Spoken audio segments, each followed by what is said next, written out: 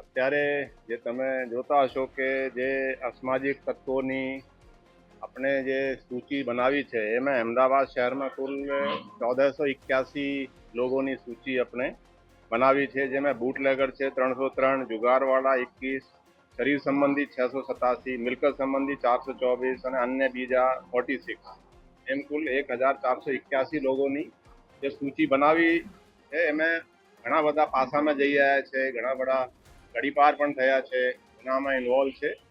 તો આમ તમે જુઓ છો તો છેલ્લા 1.5 વર્ષથી થોડો સમય મને થયો છે, તો કોઈ એવા સેન્સેશનલ ક્રાઇમ નહીં જો આપણે સોલ્વ નહીં કરી શકે. ક્રાઇમ બ્રાન્ચ છે, તમે જુઓ તો ખાસા સારા કામગીરી કરી છે. એક સેન્સેશનલ ક્રાઇમમાં ખાલી એક ખાડિયાની લૂંટ હું ગણું છું, જેમાં મને લાગે 50 તોલા સોના લૂંટીને ફાયરિંગ કરીને લઈ ગયા. એ સિવાય બીજો કોઈ મને ધ્યાનમાં નથી કે કોઈ સેન્સેશનલ જેવા કેસ આપણે સોલ્વ નહીં કર્યા છીએ. ક્રાઇમ બ્રાન્ચની કામગીરી ખૂબ જ પ્રશંસનીય રહી છે. સીસીટીવી બીજા રાજકોટમાં જુઓ તો અહીંયા હેક થયા, અહીંયા આપણે ત્યાં હેક થયા ને આપણે સોલ્વ કરી દીધા ઘણા બધા કેસો. પણ જે આપણા કોર પોલીસિંગ છે, કોર પોલીસિંગમાં દાખલા તરીકે હું જ્યારે અહીંયા ડીસીપી ક્રાઇમ હતા ત્યારે દર સન્ડે ગુનેગારોને બોલાવતા. અહીંયા દાખલા તરીકે ઘરફોડવાળાને, ચોરી કરી હોય ને બોલાવે, વાહન ચોરોને બોલાવે, કે 40-50 બોલાવે. એમાં બધા જે ક્રાઇમના બ્રાન્ચના હતા, કોન્સ્ટેબલથી માંડીને ઇન્સ્પેક્ટર, એ બધું જોઈ લે, શકલથી જોઈ લે, પૂછપરછ કરી લે. તો એ છેલ્લા 10-12 વર્ષથી આ બંધ થઈ ગયું. એટલે આ જે અમે જુઓ છો અત્યારે અમે જે એ રીતેના અહીંયા પણ સ્ક્વાડ જે હતા એ પણ 10-12 વર્ષ પહેલા ગમે કોઈ કારણસર ઝોન વાઇઝ કરી દીધા. એટલે પહેલા જ્યારે હું હતો ત્યારે ઘરફોડ ચોરીનો સ્ક્વાડ હશે, ચોરીનો સ્ક્વાડ, ચેન સ્નેચરનો સ્ક્વાડ, એ જુદા જુદા ઓર્ગેનાઇઝ ગેંગનો સ્ક્વાડ. એની જગ્યાએ તમે કોઈ કારણ આપ જોતા હશે, એવો નહીં કે ક્રાઇમ એટલે ઝોન વાઇઝ કરી દીધા, ઝોનવાળાના એ બધા કામ એ જ જુએ. તો એ નહીં કરતા જે પહેલા હતા એના ફોકસ હોય આખા. દાખલા તરીકે કોઈ ચોરી એવું નહીં કે એક ઝોનમાં ચોરી કરે તો બીજામાં નહીં કરે. એટલે એ રીતેના આપણે થોડું સ્ટ્રક્ચરલ ચેન્જીસ પણ ક્રાઇમ બ્રાન્ચમાં લાવ્યા છીએ. તો એ હેતુથી આપણે આજે ક્રાઇમ બ્રાન્ચમાં કુલ 353 ગુનેગારોને અહીંયા બોલાયા. એને આપણે થોડું પૂછપરછ કરી, થોડા આપણી પોલીસની ભાષામાં કીધું કે ભાઈ તમે થોડું ગુનાખોરી છોડી દેવાનું. અને આવી પ્રોસેસ હવે દર સન્ડે અહીંયા ગુનેગારોને બોલાવીને, એટલે એક તો ઓળખાણ થાય. ત્યારે શું છે ને, નવા જે પોલીસવાળા છે એને રોડ પે ચલતા જ ખબર આવી જાય કે આ ચેન સ્નેચર છે, અહીંયા કેમ ફરી રહ્યા છે, પૂછી લે ભાઈ તમે અહીંયા શું કરો છો. આવા સિસ્ટમ પહેલા હતા. તો આપણે એને રિવાઇવ કરવા માટે એક આ આપણા એફર્ટ્સ છે.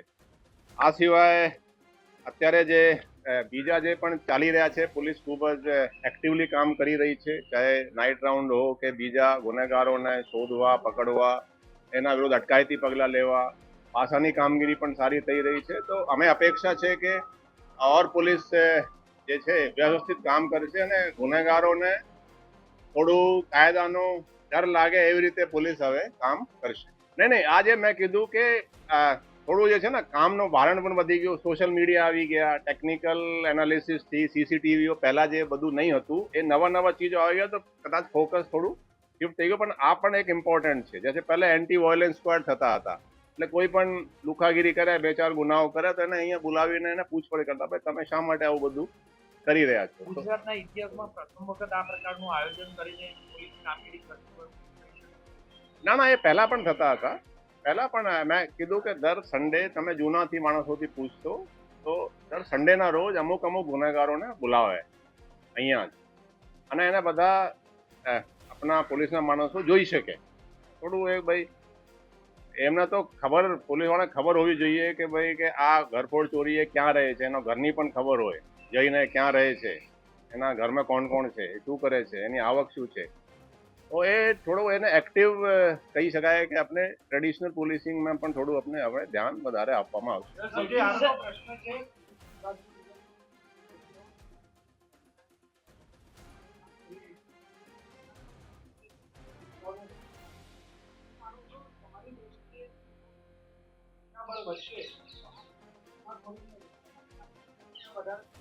જો જે ખાલી જગ્યાઓ છે, છેલ્લા તમે જુઓ 10 વર્ષમાં કે 15 વર્ષમાં જેટલી ભરતી ગુજરાતમાં થઈ છે સરકાર દ્વારા જેટલી ભરતી પોલીસમાં થઈ છે એવી કદાચ ઇન્ડિયામાં શાયદ કંઈ બીજી જગ્યાએ થઈ. હું પણ ભરતી બોર્ડનો ચેરમેન રહી ચૂક્યો છું. લગભગ 24,000 જેટલા પોલીસ કોન્સ્ટેબલની તો મેં ભરતી કરી છે. 24,000 એટલે કે ગુજરાતના 20% પોલીસવાળા. એટલે તમે જુઓ તો યંગ ફોર્સ છે અત્યારે. યંગ ફોર્સ છે અને એને આપણે મોટિવેટ કરવા, એને એન્કરેજ કરવા, એનાથી વધારે વધારે કામ લેવાની આપણે ફરજમાં આવે છે. એટલે જોશથી કામ કરશે અને કરશે. એ લોકો કરી રહ્યા છે અને વધારે સારી રીતે કરશે. સર ડિમોલિશન થયું, ડિમોલિશનનું કામ તો કોર્પોરેશનનું પણ બંદોબસ્તનું હોય, પણ જે ગેંગસ્ટરો છે એમના સામે ઘુસીટોક છે, પાસા છે, કઈ રીતની કાર્યવાહી હવે હાથ ધરવામાં આવશે ગુનેગારો ગેંગસ્ટરો સામે?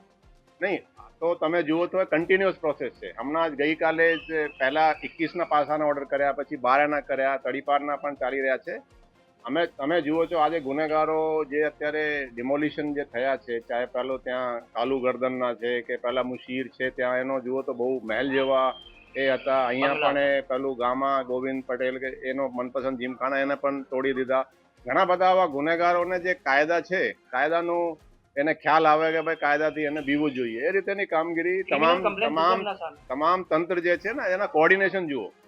આપણે ત્યાં યાદી આપીએ બધા ક્રિમિનલ્સ કોણ છે અને એના પ્રોસેસ જે છે એ રીતે આપણે કરાવી રહ્યા છીએ. હજુ આ પ્રકારની કામગીરી ચાલુ રહેશે ખરી? એવી કામગીરી જે છે સતત ચાલુ રહેવાની છે અને એમાં બધું તમે જોશો તો રિઝલ્ટ પણ સારો જ મળશે. ગુનેગારોની યાદી તૈયાર કરી એ યાદીમાં આગામી દિવસોમાં જે ગુનેગારો કેટલા છે આંકડા કે જેના ઘર તોડવાની કામગીરી? નહીં, એ તો તમને એ તો વિગત મળી જશે. એ તો શું છે ને, એ આપણે યાદી આપી છે એના કોને કેટલાને આ ગેરકાયદેસર રીતે બનાયા છે, એ તો કોર્પોરેશનના જિમ્મેવારી છે. આપણું કામ બંદોબસ્ત આપવાનું છે અને કોઈ ત્યાં લુખાગીરી થાય નહીં. એક સવાલ, પાસાના જે આરોપીઓ છે જેમને વારંવાર દૂષિત પ્રમાણે પાસા દે છે, તે હજી પણ સુધરવાનું નામ નથી. એવા આરોપીઓ તમે કયા પ્રકારની કડક કાર્યવાહી? હવે અહીંયા જે છે 2-3 પાસાવાળા પણ હતા. અપેક્ષા છે કે એ સુધરશે. હવે વસ્ત્રાલવાળી જે ઘટના છે એમાં હજી મુખ્ય આરોપી છે પંકજ ભાવસર હોય કે ભાઈ સંગ્રામ, એ હજી પકડાયા નથી. એમને આપણે એને પણ ટૂંક સમયમાં આપણે લાગ્યા છીએ. ક્રાઇમ ખાસ કરીને એમાં મહેનત કરી રહી છે અને ટૂંક સમયમાં એ અપેક્ષા છે કે પકડાઈ જશે. અમદાવાદ શહેરમાં પોલીસની રોડ ઉપર હાજરી ઓછી જોવા મળે છે. પેટ્રોલિંગની ઓડે આપણે રિપોર્ટ લેવાનો હતો કે પેટ્રોલિંગ કોણ ત્યાં કેટલું કરે છે, ધ્યાન રાખીશું. તો હવે શું આદેશ છે? દેખો, અત્યારે તમે જુઓ તો પહેલા તમે 2 વર્ષ પહેલા ક્યારેક ડીસીપી ની રોડ પેટ્રોલિંગ જોઈ હતી? ખાલી રથયાત્રા સિવાય જોઈ હતી? હવે દર અઠવાડિયામાં 2 વખત ડીસીપી એડિશનલ સીપી સુધી રોડ ઉપર પેટ્રોલિંગ તમે જોયા નહીં હોય તો જોયા છે? પહેલા બધા તમે જોયા છે? નહીં જોયા? રૂટીન પ્રોસેસ છે. ટીઆઈ સુધી રોકડા, એસીપી અને ડીસીપી સુધી પણ રોડ ઉપર નીકળી રહ્યા છે અને ગુનાખોરી આમ આંકડામાં હું બહુ નથી, તમે જુઓ તો ગુનાખોરીમાં જંગી ઘટાડો છે. 2024માં તમને મેં આંકડા આપ્યા પણ આંકડામાં આપણે નહીં જઈએ તો આ કેવી રીતે કરશો? એ કેમ કે આ ગુનેગારો જે એરિયામાં હોય એમાં જાય. ગુનેગારો ડીસીપી સુધી જઈ રહ્યા છે. તમે ઘણા બધા આ ફોટો પણ જોયા છે ને આખા તમે જુઓ તો એ નથી. આ અમુક ચીજો એવી પણ હોય, દાખલા તરીકે હમણાં જ એક પેટ્રોલ પંપ ઉપર એ પાટા મારતા હતા. હવે આમાં 3 ફ્રેન્ડ છે. 3 ફ્રેન્ડ પૈકી એક કોઈ 50 રૂપિયાની કંઈ રકજક થઈ. હવે 2 લોકો જેના ઓળખીતા છે, ફ્રેન્ડ છે, એને પટ્ટા મારીને બધા મારમાર કરવા લાગ્યા. હવે એને બધું સોશિયલ મીડિયા પર કે ફરી લુખાગીરી શરૂ થઈ ગઈ. હા, અમે શું લુખાગીરી છે ભાઈ? આ 3 ફ્રેન્ડ છે, કોઈ આ ફર્સ્ટ ટાઈમ. પછી એમને પોલીસ કાર્યવાહી કરી, એફઆઈઆર નોંધી. કહેવાનો મતલબ આ છે કે સોશિયલ મીડિયા પણ થોડું આપણે એ છે ને તરત જ આપણે રેસ્પોન્સ પણ કરી રહ્યા છીએ. પહેલા તમે જુઓ તો પહેલા આપણે રેસ્પોન્સ નહીં કરતા હતા. હવે સોશિયલ મીડિયા પર પણ રેસ્પોન્સ કરીએ અને કાર્યવાહીમાં જુઓ તો દરેક જગ્યાએ સુધારા થઈ રહ્યા છે. સર, એ વાત છે, રીલ્સ બનાવે છે અમુક લોકો ગેંગસ્ટરની, અને એના પર કઈ રીતે સાયબર ક્રાઇમની નજર રહેશે? દેખો, આમે કોઈ ગુનાહિત જણાશે તો પોલીસ કાર્યવાહી કરી રહી છે. કોઈ રીલ બનાવે, કોઈ કોઈ લાગે છે કે ટ્રાફિકના વાયોલેશન છે, એમાં જે ગુનાહિત, દેખો પોલીસને કોગ્નિઝેબલ ગુનો નોંધવાની એક કાર્યવાહી કરી રહી છે અને કરશે. સર, તમે એવું કહો છો કે ગુના ઘટ્યા છે, પણ વાસ્તવિકતા એવી છે કે ફરિયાદ જ પોલીસ લેતી નથી. 10માંથી 9 ફરિયાદી પાછા ફરે છે. દેખો, એવા છે પ્રશાંતભાઈ, પોલીસ કમિશનર 12 થી 2 ની વચ્ચે ઓફિસમાં બેસે છે અને બધા જ લોકો મળી શકે. શરૂઆતમાં બહુ વધારે લોકો મળતા હતા, ખાલી ફોર્જરી અને ચીટિંગના કેસો કે અમુક સિવિલ કેસો લાગે કે અમુક એવું નહીં કે પોલીસને હાથો બનાવીને પૈસા પડાવવા માટે કે એવું પણ અમુક લોકો આપે. બાકી કોઈ એવા હોય કે જેની ગુના બન્યા હોય, કોગ્નિઝેબલ ગુનો લીધો નહીં હોય, એવું દાખલા નથી. એવું એટલે કોઈ આવે તો અત્યારે છેલ્લા મને લાગે 1 વર્ષમાં કોઈ મારી પાસે એવું નહીં આવ્યો કે કોઈ ગુનો બન્યો હોય. અને પોલીસે નોંધ્યો નહીં હોય. સાહેબ, તમારે અમુક એટલું જ છે કે તમારા સુધી કોઈને આવવું જ ન પડે, થાણામાં જ એની નહીં ફરિયાદ નહીં આવા નોંધાવી ક્યારેક હોય તો મોકલવાનું. આપણે પગલાં લઈએ. ઇન્કવાયરી પણ આપી છે. એક બે શરૂઆતમાં હતા, ઇન્કવાયરી આપી છે અમે, અને દર વખતે સૂચના આપીએ. તમે કોઈ પીઆઈ ને પૂછો કે દરેક ક્રાઇમ કોન્ફરન્સ ગુનો કોગ્નિઝેબલ બને, એફઆઈઆર પોલીસે નોંધવી જોઈએ. એ મોટા ભાગે મેં જોયા તો પૂછ્યું મેં, 50 વર્ષથી જૂના એક પણ માણસ પાસાવાળું નહીં હતું. મોટા ભાગે આ 45-40 થી નીચેનો જ છે. આજે જે ક્રિમિનલ છે એ યંગસ્ટર્સ વધારે છે. નહીં એ તો કહી શકીએ કે જેને 3 વખત પાછા થઈ છે, કદાચ 10 વર્ષ પહેલા થઈ ગયો, 2 હમણાં થઈ ગયો. એટલે આ જે ક્રિમિનલ્સ છે મોટા ભાગે રિસેન્ટના જ ગણીએ આપણે, છેલ્લે 4 વર્ષના આપણે લીધા છે. હા.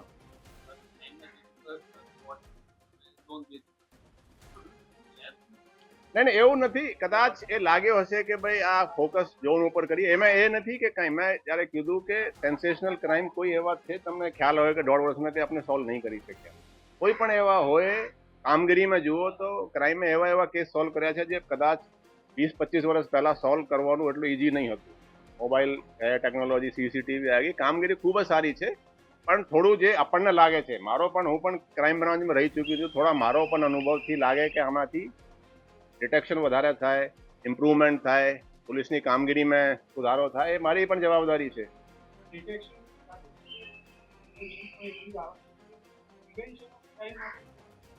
આજે પગલાં લઈ રહ્યા છીએ, ગુનેગારોને બોલાવીને પોલીસની ભાષામાં સમજાવી રહ્યા છીએ કે હવે તમે ગુના કરતા નહીં. એટલે આ એક જે આપણે કરી રહ્યા છીએ એ ગુનાને રોકવા, ઘટાડવાનો જ એક પ્રયત્ન છે. એટલે પ્રિવેન્શન જ કામગીરી આપણે અત્યારે પ્રાયોરિટી ઉપર છે. હવે દાખલા તરીકે તાલુ ગરદનના એને મકાન તૂટ્યા, એને કંઈ તો બીક લાગે કે હવે તમે ગુના નહીં કરો. બરાબર છે. ચાહે આ મતલબ જીમખાનાવાળાનો તૂટ્યો, એટલે એને બીક લાગે કે હવે ગુનાખોરી કરવાની નહીં, કે મુશ્કેલ ગમે કોઈ માણસ હોય. એટલે આ કાયદાનો જ એને બીક લાગે એ રીતેનો જ આપણે એફર્ટ છે. સર, અમદાવાદ શહેર પોલીસ વતી ગુનેગારોને આપના વતી શું મેસેજ છે, જે લોકો નવા ગુનેગારો છે કે જૂના ગુનેગારો? દેખો, ગુનાગારોને કરે તો એને પોલીસ કડક રીતે કાર્યવાહી કરશે, અને ગુનાખોરી છોડી દે એના માટે પણ ફાયદેમંદ છે, એના પરિવાર માટે. બાકી પોલીસ કડકાઈથી કાર્યવાही करશે. ठीक है जी. नहीं, ये अभी मैंने बताया कि आज 353 को बुलाया. કન્ટિન્યુઅસ પ્રોસેસ है. આ દર સન્ડે હવે ક્રાઇમ બ્રાન્ચમાં ક્રિમિનલોને બોલાવવામાં આવશે. અમુક જैसे 30-40 તાકી લોકો જોઈ શકે. ક્રિમિનલ્સને લાગે કે તમે પણ ભાઈ જैसे ચેન સ્નેચર છે, ભાઈ 30-40 ચેન સ્નેચર બોલાયા, એના ફોટો લીધા, એના પૂછપરછ કરી. હવે એને થોડી તો બીક રહેશે કે ભાઈ હું क्राइम नहीं करूं. सर, ऐसे की कोई है पर लिस्ट में जो अभी तक प्रेजेंट ना हो? नहीं, वो तो आपको मिल जाते हैं, ऐसा नहीं है, कोई हर एक का स्पेसिफिक वो नहीं है, वो पुलिस के पास पूरी डिटेल रहती है. ठीक है जी, थैंक यू. और कुछ Can you share the नहीं, क्रिमिनल्स की डिटेल तो हम आपको बता देंगे. मैंने आंकड़ा दिया है, वी कैन शेयर इट. देखिए, ये एक नहीं, डिमोलिशन जो है, अब कोई किसी क्रिमिनल ने अपने इन्फ्लुएंस का फायदा उठा के कोई इलीगल कुछ बना लिया, तो उसको कायदे का डर ही नहीं है. ठीक है, तो उसको कायदे का भान कराना भी एक हमारे सिस्टम की जिम्मेवारी है. ठीक है ना, वही प्रोसेस अभी चल रही है. ये किसकी जिम्मेदारी है? नहीं, ये तो पुलिस का काम बंदोबस्त देना है. कॉर्पोरेशन हम उनको बताते हैं भाई इनके जरा क्रिमिनल्स का देखिए, कोई अगर इलीगल है तो वो आइडेंटिफाई करते हैं, और वो लीगल प्रोसेस उनका ही है.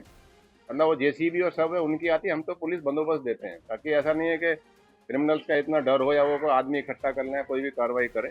ठीक है जी. कॉर्पोरेशन ने अभी तक यही बताया था कि पुलिस से जल्दी